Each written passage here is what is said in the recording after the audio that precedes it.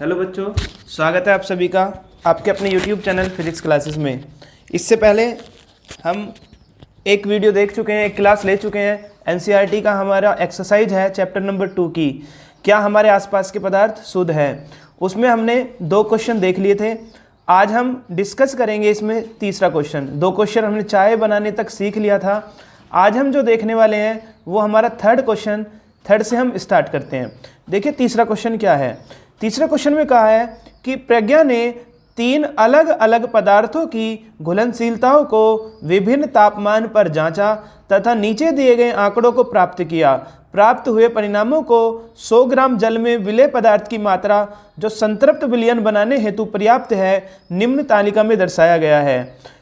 जैसे potassium nitrate, sodium chloride, potassium chloride और ammonium chloride. तो 3 नहीं, यहाँ पर कितने पदार्थ हैं? 4। कितने हैं? 4। सबसे पहले क्वेश्चन में ये करेक्शन है। उसके बाद ये देखिए 4 पदार्थ हैं आपके, विलेय पदार्थ 4 हैं। समझिए, सबसे पहले आपको क्वेश्चन समझ में आना चाहिए। विलेय पदार्थ 4 हैं, potassium nitrate, sodium chloride, potassium chloride और अमोनियम क्लोराइड। इन चारों को एक 100 ग्राम पानी लिया। ये आपने मान लीजिए पानी लिया है कितना? 100 ग्राम। कितना पानी है इसमें? 100 ग्राम। 100 ग्राम पानी में इसको घोला भिन्न भिन्न तापमान पर। पहले तापमान लिया 283 केल्विन, फिर 293 केल्विन, फिर 313 केल्विन, फिर 333 केल्विन और 353 केल्विन। तो उसने देखा कि अगर 100 ग्राम पानी में हम इन विलय को घोल रहे हैं तो ये आपको पता होगा विलयन के प्रकार, सांद्रता के आधार पर विलयन के 5 प्रकार होते थे। उसमें तनु विलयन, सांद्र विलयन, संतृप्त विलयन, अति संतृप्त विलयन और असंतृप्त विलयन। क्या है दूसरी वीडियो में पढ़ाऊंगा, ठीक है। तो मैं यहाँ पर आपको संतृप्त विलयन बता देता हूँ क्या हुआ है, क्योंकि यहाँ पर यूज हुआ है संतृप्त विलयन। मतलब संतृप्त विलयन एक ऐसा विलयन जिसमें दिए गए किसी निश्चित ताप पर विलेय की और ज़्यादा मात्रा नहीं घोली जा सकती, वो कहलाता है आपका संतृप्त विलयन। मतलब आप सिंपल पानी लीजिए, पानी को क्या कीजिए, किसी तापमान पर फिक्स कर दीजिए, उसके अंदर चीनी घोलिए। मान लीजिए आपने 100 ग्राम पानी लिया है, उसमें चीनी घोल रहे हैं, तो मान लीजिए 18 ग्राम चीनी घुल गई, इससे ज़्यादा चीनी नहीं घुलेगी। तो अब जो विलयन है या वो विलयन आपका कहलाएगा संतृप्त विलयन। तो इसी तरह से उन्होंने क्या किया, 100 ग्राम पानी में पोटेशियम नाइट्रेट घोला तो कितना आया? 21 ग्राम। किस तापमान पर? 283 पर। जैसे ही आप थोड़ा तापमान बढ़ाएंगे तो टेम्परेचर बढ़ाने पर ये 21 की जगह पर कितना ग्राम डिजोल्व हो गया? 32। थोड़ा तापमान और बढ़ाया, 32 ग्राम की जगह पर कितना डिजोल्व हो गया? 62 ग्राम। और तापमान बढ़ाया 333 केल्विन किया तो ये 106 ग्राम डिजोल्व हो गया। और 353 ताप पर कितना हो गया? 167। तो इस तरह से आप यहाँ पर देख रहे हैं कि तापमान लगातार क्या हो रहा है? बढ़ता जा रहा है।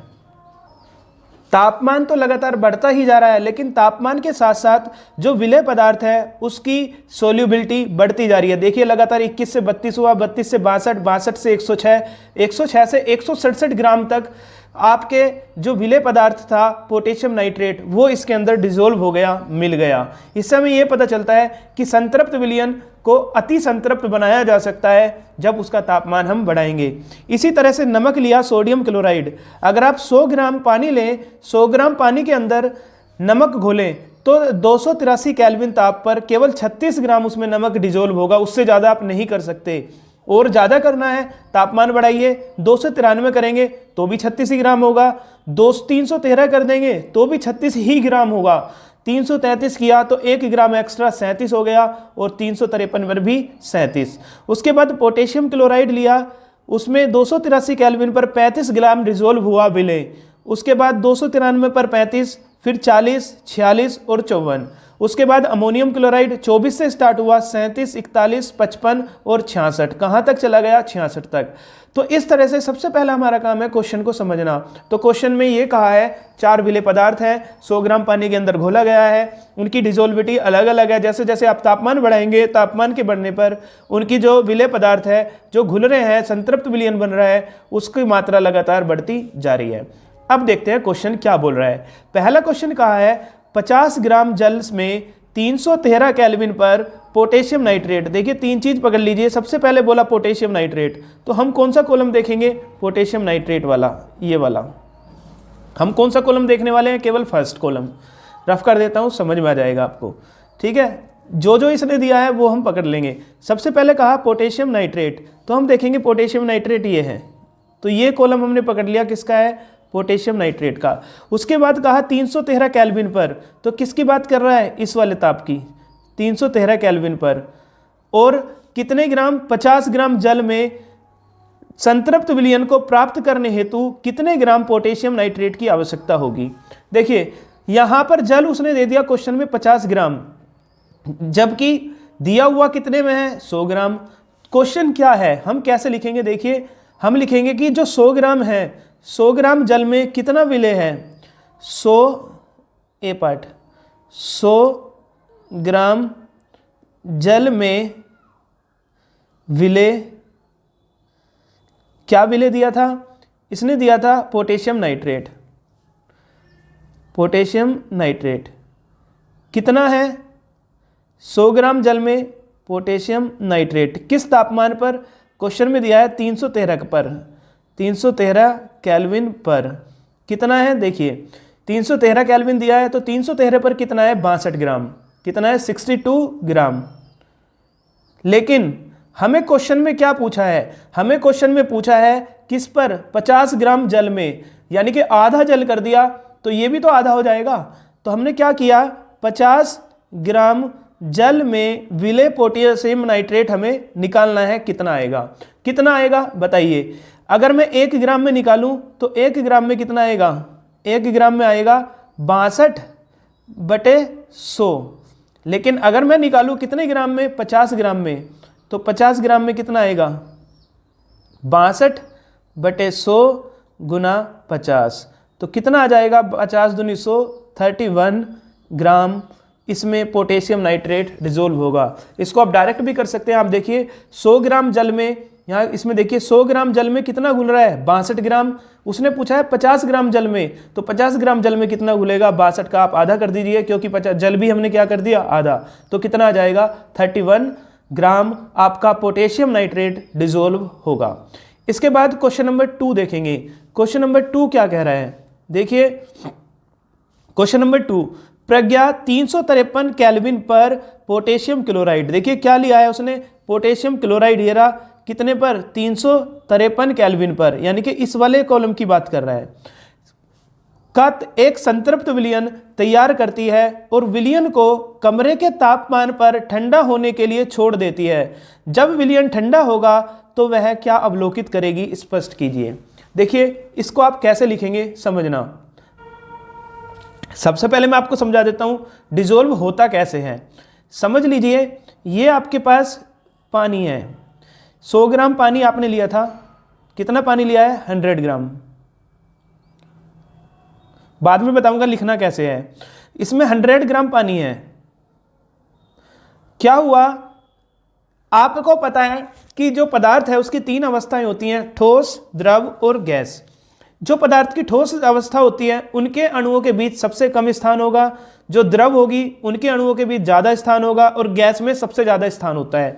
तो जो पानी है, पानी के जो अणु हैं उनके बीच में आप देखेंगे कि कुछ स्थान पाया जाएगा। तो क्या होगा, जब आप इसमें, क्वेश्चन में क्या दिया था, क्वेश्चन में दिया था कोई भी विलय पदार्थ, मान लीजिए अमोनियम क्लोराइड दिया, सोडियम क्लोराइड दिया, मैं केवल कॉन्सेप्ट आपको समझा रहा हूँ। मान लीजिए अमोनियम क्लोराइड को आपको इसमें घोलना है, क्या करना है, घोलना है, किसको, अमोनियम क्लोराइड को। देख लेते हैं फिर भी क्वेश्चन में क्या दिया है। क्वेश्चन में क्या दिया है, पोटेशियम क्लोराइड 353 केल्विन पर पोटेशियम क्लोराइड 54 ग्राम घुला है, 353 पर, तो क्या दिया है, पोटेशियम क्लोराइड। तो यहां पर आपको दिया है पोटेशियम क्लोराइड, पोटेशियम क्लोराइड, इसको आपको घोलना है कितने तापमान पर, मान लीजिए आपको इसको घोलना है 293 केल्विन पर। अब आपने इसको घोलना स्टार्ट किया इसके अंदर, तो ये जो पोटेशियम क्लोराइड था, जो पानी के अणु है उनके बीच में स्थान में जाएगा, और जाने के बाद यहाँ पर बीच के स्थान में क्या करेगा, पानी के अणुओं के साथ मिल जाएगा, इस तरह से बीच के स्थान पर। अब आपने क्या किया, इसको गर्म किया। गर्म करने पर मान लीजिए 293 से आपने इसको 313 केल्विन ताप पर गर्म किया। जैसे ही आप गर्म करेंगे तो आपको पता है ये जो अणु होंगे पानी के और पोटेशियम क्लोराइड के, इनको गतिज ऊर्जा मिलेगी और ये दूर दूर भागने लगेंगे। जैसे ये दूर भागेंगे तो इनके अणुओं के बीच, किसके, पानी के अणुओं के बीच और ज़्यादा स्पेस हो जाएगा, और ज़्यादा स्पेस हो जाएगा। तो अब पहले मान लीजिए अगर 34 ग्राम इसमें पोटेशियम क्लोराइड घुल रहा था, तो अब जरूरी नहीं है कि 34 ही घुलेगा, 34 से ज़्यादा भी घुल सकता है, 35 भी घुल सकता है, 36 भी, हमने मान लिया। अब उसके अंदर और ज़्यादा विलेय पदार्थ घुल गया, और वो कितना घुल गया, 35 ग्राम। आपने तापमान को 313 से 333 केल्विन कर दिया, तो आप देखेंगे इसमें और ज़्यादा जो विलेय पदार्थ था वो 37 ग्राम घुल गया। आपने और ज़्यादा कर दिया 353 केल्विन, तो इसमें आपने देखा कि इसमें और ज़्यादा विलेय पदार्थ क्या हो गया, डिसोल्व हो गया। क्यों? क्योंकि जैसे ही आप गर्म करेंगे तो गर्म करने पर जो पानी है उसके अणु गतिज ऊर्जा ग्रहण करेंगे, और ग्रहण करने के बाद एक दूसरे से दूर की तरफ गति करने लगेंगे, और इनके बीच में खालिस्तान हो जाएगा। फिर पोटेशियम क्लोराइड यहाँ पर खालिस्तान में बैठ जाएगा। तो इस तरह से जब आप लगातार ताप बढ़ाएंगे तो उसकी विलेयता भी बढ़ती है, विलेयता क्या होगी, बढ़ेगी। लेकिन क्या होगा, क्वेश्चन में कहा है कि अगर ताप घटा दिया जाए, क्या कर दिया जाए, ताप घटा दिया जाए। मान लीजिए 353 केल्विन ताप था, अब आपने तापमान को घटाया।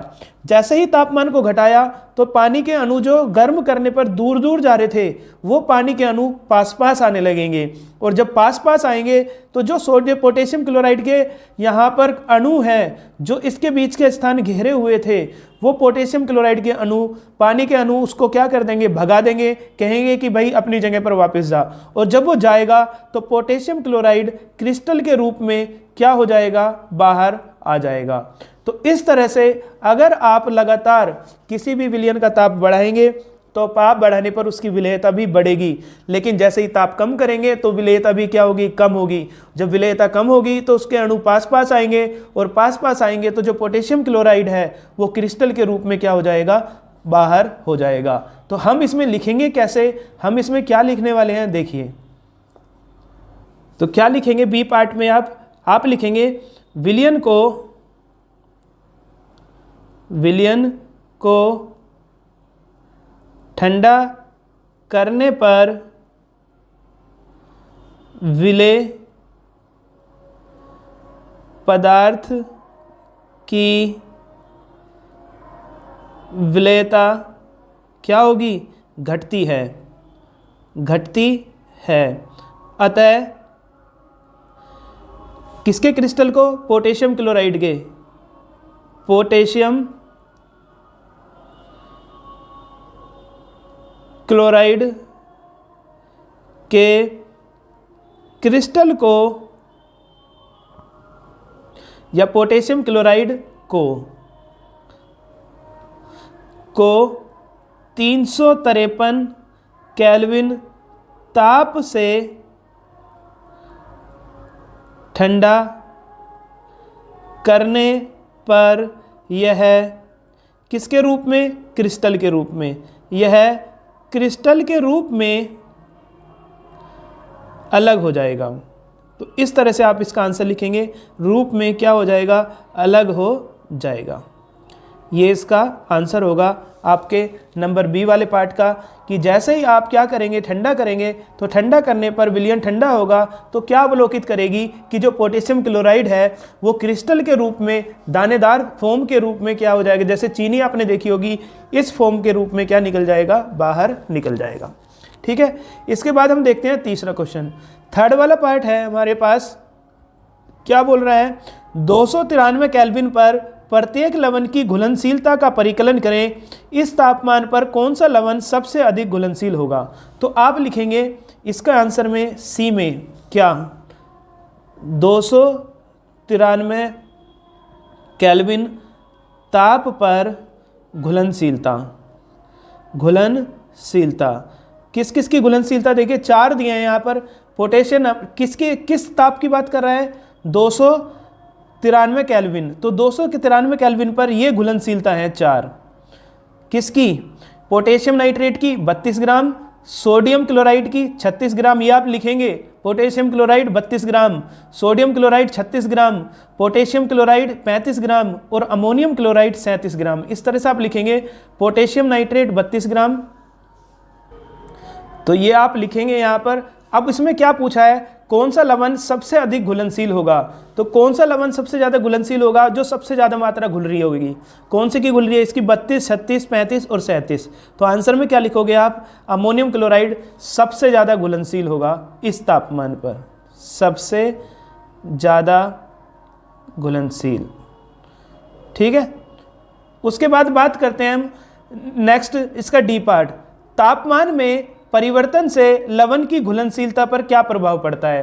तो इसका डी का आंसर मैंने अभी आपको बताया कि अगर आप ताप बढ़ाएंगे तो घुलनशीलता बढ़ेगी। क्या लिखेंगे आप, ताप बढ़ाने पर घुलनशीलता बढ़ती है तथा ताप घटाने पर घटती है। तो अगर आप ताप को घटाएंगे तो घुलनशीलता घटेगी और ताप को बढ़ाएंगे तो घुलनशीलता क्या होगी, बढ़ेगी।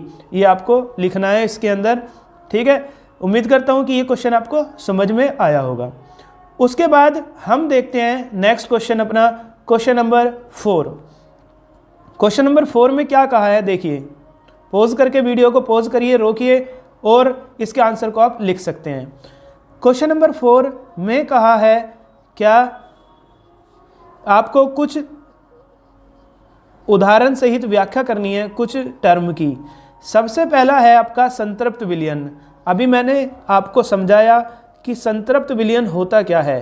क्या होता है संतृप्त विलयन, अभी मैंने आपको बताया कि अगर किसी भी विलयन के अंदर किसी दिए गए ताप पर और ज़्यादा, किसी दिए गए ताप पर और ज़्यादा आप उसके अंदर विलेय पदार्थ डिजोल्व नहीं कर सकते, तो वो क्या कहलाएगा आपके पास, संतृप्त विलयन। क्या कहलाएगा, संतृप्त विलयन। जैसे देखा आपने यहाँ पर 283 केल्विन ताप पर पोटेशियम नाइट्रेट की 21 ग्राम डिजोल्व हो सकते हैं केवल। तो ये जो पॉइंट है ये संतृप्त पॉइंट है और ऐसा विलयन क्या कहलाता है आपका, संतृप्त विलयन। अब क्या लिखेंगे इसके अंदर, अभी एक साथ बताऊंगा। तो स्क्रीन पर आपको संतृप्त विलयन की परिभाषा दिख रही होगी कि जब किसी दिए गए ताप पर किसी विलेय की और अधिक मात्रा उस विलायक में नहीं घुल सकती तो उस विलयन को संतृप्त विलयन कहा जाता है। आप पानी लीजिए, पानी में चीनी घोलना स्टार्ट कीजिए, एक दिए गए ताप पर, ताप मत बढ़ाइए, एक दिए गए ताप पर आप देखेंगे कि आप उसमें कितनी चीनी घोल सकते हैं। इसकी एक लिमिट होती है, 10 ग्राम, 15 ग्राम, 20 ग्राम। ऐसा नहीं हो सकता कि आप बहुत ज़्यादा चीनी उसमें घोल पाएँ। तो जब आप चीनी घोलनी बंद हो जाएगी तो वो विलयन कहलाता है आपका संतृप्त विलयन। ठीक है, आगे देखते हैं। इसका बी पार्ट है हमारे पास, शुद्ध पदार्थ। शुद्ध पदार्थ क्या होते हैं, जो एक ही प्रकार के तत्वों से मिलकर बनते हैं, शुद्ध पदार्थ कहलाते हैं। केमिस्ट्री की लैंग्वेज में और आपकी घर की लैंग्वेज में शुद्ध पदार्थ में दोनों में अंतर होता है। पानी है, पानी कितना भी गंदा हो लेकिन एक ही प्रकार के अणु से मिलकर बनता है, पानी शुद्ध पदार्थ होता है आपका। लोहा, चांदी, सब के सब, चाहे कितनी भी इसमें इम्प्योरिटी हो, ये सब के सब आपके क्या माने जाएंगे, शुद्ध पदार्थ माने जाएंगे। आप इनको अशुद्ध पदार्थ की श्रेणी में नहीं रख सकते। हाँ, अगर कोई भी पदार्थ एक से ज़्यादा तत्वों या अणुओं से मिलकर बनता है तो उसको हम बोलते हैं यहाँ पर मिश्रित पदार्थ। अब इसमें आपको लिखना क्या है, चिंता मत कीजिए, बता रहा हूँ लिखना क्या है। ये मत सोचना कि क्या लिखें, समझ नहीं आ रहा। इसमें आपने लिखना है, शुद्ध पदार्थ वह है जो एक ही प्रकार के कणों से मिलकर बनता है तथा उसमें मौजूद सभी कण समान रासायनिक प्रकृति के होते हैं। जैसे सोना, चांदी, पानी, ये सब आपके क्या कहलाएंगे, सोडियम, सब आपके शुद्ध पदार्थ कहलाएंगे। तो आप इसकी परिभाषा यहाँ से लिख सकते हैं, शुद्ध पदार्थ वह है जो एक ही प्रकार के कणों, परमाणु या अणुओं से मिलकर बना होता है और उसमें मौजूद सभी कण समान रासायनिक प्रकृति के होते हैं। तो ये आपकी शुद्ध पदार्थ की परिभाषा है। इसके बाद जो हम देखेंगे वो देखेंगे इसका क्वेश्चन नंबर 4 का सी पार्ट, कोलोइड क्या होता है। ठीक है, और कोलोइड और निलंबन दोनों में एक साथ पढ़ेंगे, थोड़ा थोड़ा अंतर होता है। ठीक है, सबसे पहले हम देखेंगे कोलोइड। जैसे आपने रक्त देखा होगा, जो रक्त होता है वो आपका एक कोलोइड होता है। क्या होता है, कोलोइड। इसमें दो प्रकार के कण पाए जाते हैं, एक परिक्षेपित प्रावस्था और एक परिक्षेपण माध्यम। दोनों पे आवेश होता है, एक पर प्लस एक पर माइनस। जैसे मैंने आपको फिटकरी का एग्जाम्पल दिया था अभी ऊपर, पानी, मिट्टी मिले पानी को फिटकरी से कैसे साफ किया जाता है, वो एक एग्जाम्पल था किसका, कोलोइड का। तो कोलोइड क्या होता है, कोलोइड एक ऐसा विलयन है जिसमें विलय के कणों का आकार विलयन से बड़े परंतु निलंबन से छोटे होते हैं। अभी आपने निलंबन तो पढ़ा नहीं है, तो आप इसमें समझिए जो इनमें विलय के कणों का आकार विलयन से बड़ा होता है। जो आपने विलयन पढ़ा है, विलयन में और कोलोइड में ये अंतर होता है कि जो विलय पदार्थ होता है विलयन में, जो विलय पदार्थ होता है, जो विलय होता है कोलोइड में, उनका आकार विलयन से बड़ा होता है, लेकिन निलंबन से कैसा होता है, छोटा, 1 नैनोमीटर से 100 नैनोमीटर के बीच। इनके विलय कणों को खुली आंखों से नहीं देखा जा सकता। जो कोलोइड है, जैसे ब्लड है, उसके अंदर आप इसके जो कण हैं, विलय कण हैं, उसको आप अपनी नेक्ड आई से नहीं देख सकते, तथा वे स्थायी होते हैं। वे स्थायी होते हैं, जैसे आप देखेंगे पानी है, मिट्टी मिला हुआ पानी है, थोड़ी देर आप रख दीजिए वो सेटल हो जाएगा नीचे, वो अस्थायी है। लेकिन ये कण आपके क्या होते हैं, स्थायी होते हैं। कोलोइड टिंडल प्रभाव उत्पन्न करते हैं, मतलब जब आप कोलोइड, किसी भी कोलोइड को, कोलोइड के ऊपर टॉर्च मारेंगे तो उससे प्रकाश क्या हो जाएगा, प्रकिरणित हो जाएगा, प्रकाश चारों दिशाओं में फैल जाता है। जैसे इसका एग्जाम्पल होता है आपका ब्लड, मिल्क, फेस क्रीम, मक्खन, ये सब आपके कोलोइड होते हैं। तो कोलोइड भी एक प्रकार का विलयन है जिसमें विलय के कणों का आकार बड़ा होता है विलयन से। इसको आप खुली आंख से नहीं देख सकते, और इसके कण कैसे होते हैं, स्थायी होते हैं, और ये टिंडल प्रभाव उत्पन्न करते हैं। मतलब इसके अंदर से अगर आप किरण पुंज को गुजारेंगे तो जो प्रकाश है वो क्या हो जाएगा, फैल जाएगा, प्रकाश प्रकिरणित हो जाएगा। इसके उदाहरण आपको याद रखने हैं, जैसे रक्त, दूध, फेस क्रीम, मक्खन आदि। इसके बाद आपका तीसरा पॉइंट आता है चौथे में कहा है क्या, निलंबन। निलंबन बताना है क्या होता है। तो निलंबन यानी कि सस्पेंशन।